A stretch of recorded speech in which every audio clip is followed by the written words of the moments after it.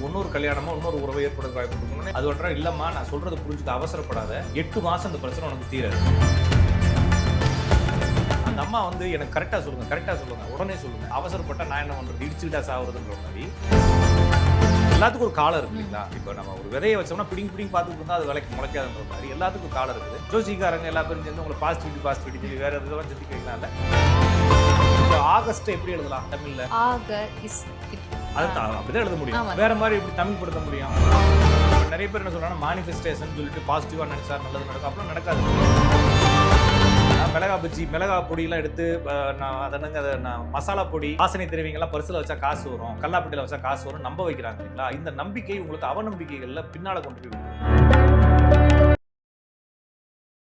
அனைவருக்கும் வணக்கம். பேசு தமிழா பேசு நடத்தக்கூடிய சனாதன தமிழர் சங்கமும் 2025 மற்றும் பேசு தமிழா பேசுவின் 5வது ஆண்டு விழா இந்த வருடம் டிசம்பர் மாதம் 25ஆம் தேதி வியாழக்கிழமை அன்னைக்கு சென்னை சேத்பட்டில் இருக்கக்கூடிய சின்மயா ஹெரிடேஜ் சென்டர்ல அமைந்திருக்கக்கூடிய தபோவன் ஹால்ல நடக்க இருக்குது. நிறைய ஆளுமைகள் உரையாற்ற இருக்காங்க. மறக்காம அவசியம் கலந்துக்கோங்க. பேசு தமிழா பேசுவினுடைய ஒட்டுமொத்த குடும்பமும் உங்களை வரவேற்க அன்போடு டிசம்பர் 25 வியாழன் அன்று சென்னை சேத்பட்டில் இருக்கக்கூடிய சின்மயா ஹெரிடேஜ் சென்டர்ல தபோவன் ஹால் வாசல்ல காத்துட்டு இருப்போம். நன்றி, வணக்கம்.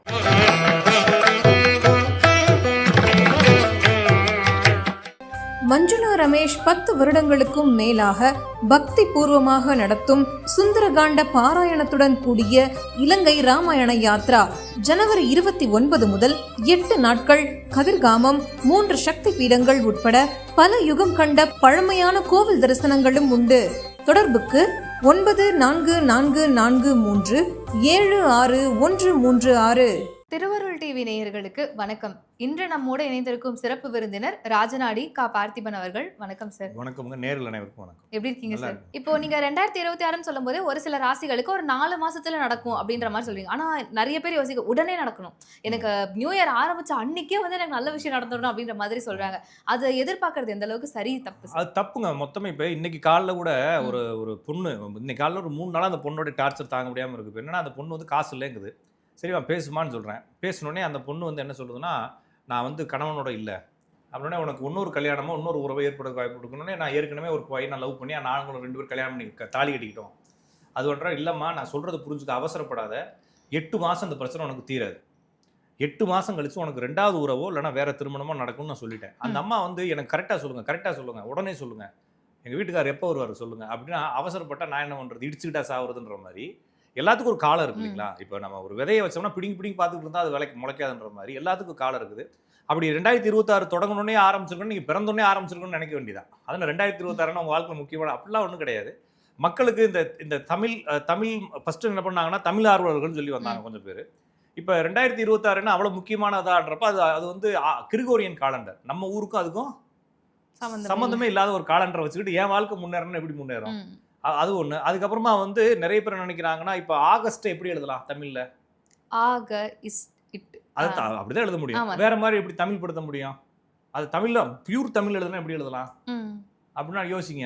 அந்த இஸ் எடுக்கலாம். ஆமா சார். அப்படி எடுத்தா அது எப்படி? அது ஆகத்துங்கிறது இங்கிலீஷ் தானே, எப்படி இருந்தாலும் இன்னொருத்தன் பேர் தானே. அதை நீங்க தமிழ் படுத்தினா தமிழ் மாதங்களை தான் அந்த இடத்துல கொண்டு வந்து நிறுத்தணும் இல்லையா? ஆமா சார். அப்ப தமிழ் மாதத்துல கொண்டு வந்து நிறுத்தினா தான் அது பியூர் தமிழ். இப்ப என்ன நினைக்கிறாங்கன்னா, அதுக்கு இங்கிலீஷ் ஸ்பெல்லிங்கை மாத்தி விட்டோன்னா அது இங்கிலீஷ் தமிழா மாறிடுது. பாத்தீங்கன்னா அந்த ஆகத்துன்னு எழுதி வச்சிருப்பாங்க. ஓகேங்களா? இது மாதிரி எழுதுறது இதுதான் வந்து தமிழ் படுத்துறது. இது மாதிரி தான் மக்கள் என்ன செய்யறாங்கன்னா, இங்கிலீஷ் மாதங்கள் மாறும் பொழுது எனது வாழ்க்கையில ஒரு மறுமலர்ச்சி வரும், இங்கிலீஷ் மாதங்கள் மாறும் பொழுது ஒரு வாழ்க்கையே மாறும், இங்கிலீஷ் வருடங்கள் பிறக்கும் பொழுது எனக்கு வாழ்க்கையே மாறும்ன்றதெல்லாம் நம்பிக்கை தான். அப்போ இதை நம்ம ஏன் பேசிக்கிட்டு இருக்கோம் அப்படின்னா, மக்களுக்கு தேவை இருக்குது. வருஷங்கள் மாறும்பொழுது ஒரு ஐடியா மாறும்ன்றதுனால அந்த அந்த வருட துவக்கத்திற்கும் இயற்கைக்கும் தொடர்பே இல்லை. இப்போ தமிழ் வருடங்கள் அல்லது இந்திய வருடங்கள் அப்படிங்கிறது வந்து இயற்கையினுடைய கிரக சுழற்சிகளால் கட்டமைக்கப்பட்டிருக்கு. இப்போ இன்னைக்கு நம்ம ஒருவேளை இன்னைக்கு திங்கக்கிழமைன்னு வச்சுக்கோங்களேன். இன்னைக்கு ஏன் திங்கக்கிழமைன்னு பேர் வந்துச்சுன்னா, இன்னைக்கு காலையில் சூரிய உதயம் வந்து திங்கள் ஓரையில் உதிச்சிச்சு, அதனால இன்னைக்கு திங்கள்னு பேர் வச்சிருக்கோம். நாளைக்கு செவ்வாய் ஓரையில் சூரியன் உதிக்கும், அதனால வந்து செவ்வாய் ஓரைன்னு வைக்கிறோம். இதுதான் உலகம் முழுவதும் பரப்பப்படுது. அப்ப இங்கிலீஷ் நாள் எத்தனை மணிக்கு ஆரம்பிக்குது? இப்ப இங்கிலீஷ் இப்ப டைம் இருக்குல்ல, இந்த டைம் எத்தனை மணிக்கு ஆரம்பிக்கும்? இன்னைக்கு தேதி 12 மணிக்கு. அப்ப அன்னைக்கு எப்படி சூரிய உதயத்துல எப்படி செவ்வாய் திங்கள் வந்துச்சு? அப்ப எப்படி அவன் திங்கள் மெயின்டைன் பண்றான்னா, நம்மளுடைய சிஸ்டத்தை ஆட்டை போட்டு வச்சுக்கிறாங்க, அதை அப்படியே காப்பி பண்ணி ஓட்டுறாங்க. அப்ப 12 மணிக்கு என்ன வர இருக்கும்? அப்ப எல்லாமே சூரிய உதயத்தை பேஸ் பண்ணி வந்ததுதான். அப்போ நம்மளுக்குள்ள நிறைய குழப்பம் இருக்குது. எதையோ ஒன்று காப்பி பண்ணி வச்சுக்கிட்டு, ஏதோ ஒன்று வாழ்க்கையை வாழ்ந்துக்கிட்டு, ஏதோ ஒரு நம்பிக்கையை வச்சுக்கிட்டு, இங்கிலீஷ் மாதங்களுக்கும் நம்ம வாழ்க்கைக்கும், இங்கிலீஷ் மாதங்களுக்கும் இயற்கைக்கும் தொடர்பு வைக்கிறோம். அப்படி எதுவும் இல்லை. நம்ம பார்க்குறதுனா நீங்கள் பேசும்போது நான் சொன்னது கிரகங்களுடைய பயிற்சியை தான் சொன்னேன்.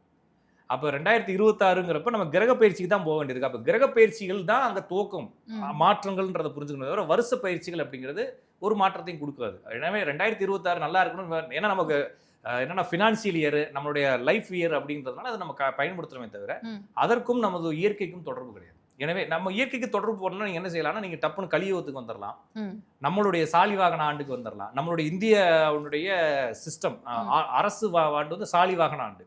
அதுக்குள்ள வந்து நீங்க கேட்டீங்கன்னா சாலிவாகன ஆண்டு வந்து சூரிய பயிற்சி கிரக பயிற்சியில பேஸ் பண்ணுது. அதை நீங்க வந்து இந்த வருஷங்கள் மாறும்போது வாழ்க்கை மாறுமானா கண்டிப்பா மாறும். ஆனா இங்கிலீஷ் பயிற்சிகள்லாம் மாறாது அப்படின்னு. Okay sir. இப்போ இந்த 2026ல எந்தெந்த தொழில்துறைகள் ரொம்ப மேம்பட்டு இருக்கும் சார்? இந்த இடத்துல வளர்ச்சிகள் நிறைய இருக்கும். அது மட்டும் இல்லாம இந்த தொழில்துறைகளையும் தாண்டி இந்த இடங்கள்ல வளர்ச்சி நிறைய இருக்கும் அப்படின்னா எதை சொல்லலாம்? இல்ல நான் சொல்றது நான் சொன்னேன் இல்லைங்களா, பொருளாதாரம், அப்புறமா வந்து இந்த ஹியூஜா வேலை பார்க்கக்கூடிய இடங்கள், அதுக்கப்புறமா புதிய கண்டுபிடிப்புகள் சொல்லி மருத்துவங்கள், அப்புறமா வந்து பணத்தை கையாளக்கூடிய விஷயங்கள், அப்புறமா சேமிப்பு, அப்புறமா வந்து இந்த மக்கள் வந்து பொருளாதாரத்தை ஹேண்டில் பண்ணக்கூடிய இந்த சிஸ்டம், அதுக்கப்புறம் அரசியல் சாசனங்களில் மாற்றங்கள், அப்புறமா வந்து கல்விக் கொள்கைகளில் மாற்றங்கள், இதெல்லாம் வந்து பெருசாக எதிர்பார்க்கலாம். மீதி விஷயங்கள் எப்பயும் போல நார்மலாக எப்பயும் போல டெவலப். இப்போ வந்து எல்லா உலகமே வளர்ந்துக்கிட்டு இருக்கு. அப்போ எல்லாமே வளரும். இது வந்து அபரிவிதமாக வளரும் அப்படின்னு பார்க்கலாம். Okay sir. இப்போ பொதுவாக என்ன சொன்னாலுமே நம்ம வந்து பாசிட்டிவாக இருந்தால் தான் ஒரு விஷயம் நல்லா தான் நடக்கும்னு சொல்லுவாங்க. ஆனால் நிறைய பேர் சொல்லக்கூடிய விஷயம், என்னுடைய வாழ்க்கையில் முன்னேற்றமே இல்லை, கல்யாணம் ஆகிறதுக்கு முன்னாடியும் முன்னேற்றம் இல்லை, சரி கல்யாணம் பண்ணி வைக்கலாம்னா பண்ணியும் முன்னேற்றம் இல்லைங்கிறாங்க. எப்பயுமே ஒரு நெகட்டிவிட்டி சூழ்ந்தே இருக்காங்களோ அப்படின்ற மாதிரி நமக்கே தோணும் சார். என்ன காரணம்? இது ஆட்டிடியூட் தான், அவங்களுடைய ஆட்டிடியூட் தான். அது மட்டும் இல்லாமல் நெகட்டிவ். இப்போ நிறைய பேர் என்ன சொல்றாங்கன்னா, மானிஃபெஸ்டேஷன் சொல்லிட்டு பாசிட்டிவாக நினைச்சா நல்லது நடக்கும். அப்படிலாம் நடக்காதுங்க. அப்போ வலிக்கிறவன் வலிக்குன்னு தானே சொல்லி ஆகணும், கஷ்டம் இருக்கிறவன் கஷ்டம் இருக்குன்னு சொல்லி தானே ஆகணும். ஆனால் வந்து இப்போ என்னன்னா, இவங்க என்ன செய்கிறாங்கன்னா நெகட்டிவா, இப்போ எனக்கு வந்து என்னுடைய ஸ்டேட்டஸ் இவ்வளோதான் அப்படிங்கிறப்ப நான் அதுக்குள்ளே நான் என்ன பண்ணிக்கிறேன்னா என்ன அமைச்சுக்கிறேன்.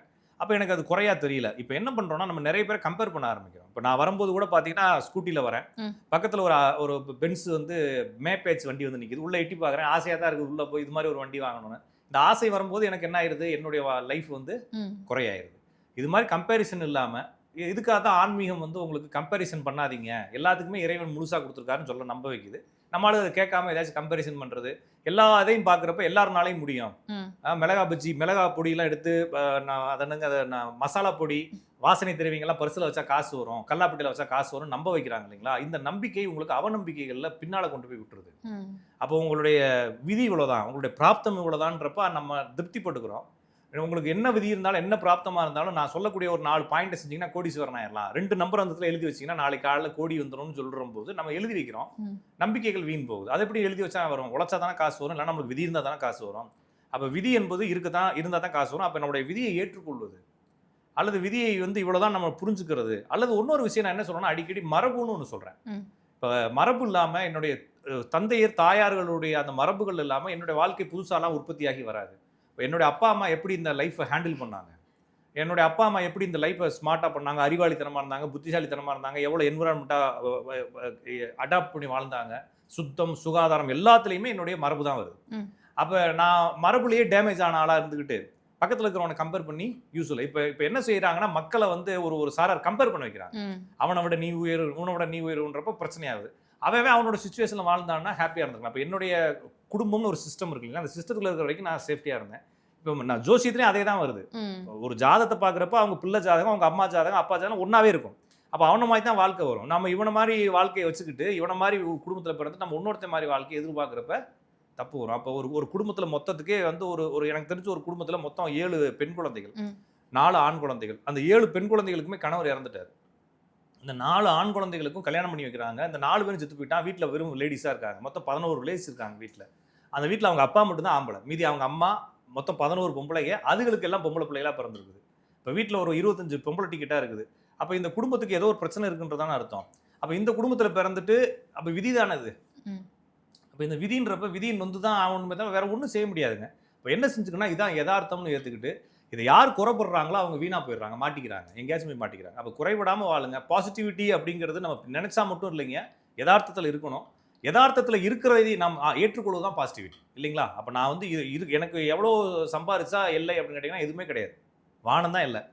அப்போ நான் எவ்வளோதான் பாசிட்டிவிட்டி வச்சுக்கிறேன் அப்படி இல்லை, எனக்கு இப்போ இருக்கிறது திருப்தியானது, இதை விட இன்னும் கொஞ்சம் வந்தால் நல்லா இருப்பேன்ற சிந்தனை இருக்கிறது தான் பாசிட்டிவிட்டி. ஜோசிக்காரங்க எல்லா பேரும் சேர்ந்து உங்களை பாசிட்டிவிட்டின்னு சொல்லி வேறு இதெல்லாம் சிந்திக்க வைக்கலாம் இல்லை. ஆனால் நீங்கள் குறைபடுறது அப்படிங்கிறது கண்டிப்பாக குறைபடுறாங்க. எல்லாம் எனக்கும் குறை இருக்குது, உங்களுக்கும் குறை இருக்குது, வீடியோ பார்க்குறவங்களுக்கும் குறை இருக்குது. அந்த குறையை எப்படி சரி பண்ணுறது, எவ்வளோ ஸ்மார்ட்டாக நம்ம கைக்குள்ளே வச்சுக்கிறதுன்றதை பார்த்துக்கணுமே தவிர இதை புலம்பிக்கிட்டே இருக்காதீங்க, அடிக்கடி ஜோசியம் பார்க்காதீங்க. ஓகேங்களா? இவ்வளோதான்றது ஒரு தடவை பார்த்துட்டு விட்டுறது பெட்டர்.